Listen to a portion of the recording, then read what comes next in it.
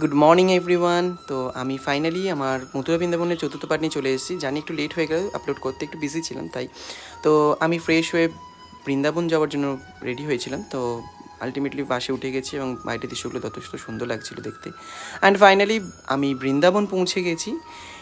এখানটায় পৌঁছলাম। এখানে একটা আশ্রম ছিল শ্রীকৃষ্ণ চৈতন্য মঠে, খুব অসাধারণ লাগছিল। এবং এই রাস্তা দিয়ে আমরা অ্যাকচুয়ালি যাচ্ছিলাম বাঁকে বিহারী মন্দিরে, বাঁকে বিহারীকে পুজো দেওয়ার জন্য। আমরা প্রসাদ কিনেছিলাম এবং ওনার জন্য মালাও কিনেছিলাম।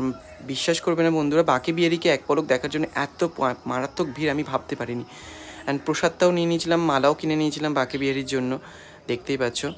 অ্যান্ড ফাইনালি ভিড় ঠেলে ফাইনালি আমি বাঁকে বিহারী মন্দিরে পৌঁছেছিলাম এবং বাঁকে বিহারীকে অপেক্ষা করছিলাম এক পলক দেখার জন্য। অ্যান্ড দেখতেই পাচ্ছ। তোমাদের যদি এরকম ভিডিও ভালো লেগে থাকে লাইক অ্যান্ড সাবস্ক্রাইব করো এবং যাওয়ার সময় বলে যেও রাধে রাধে। Thank you.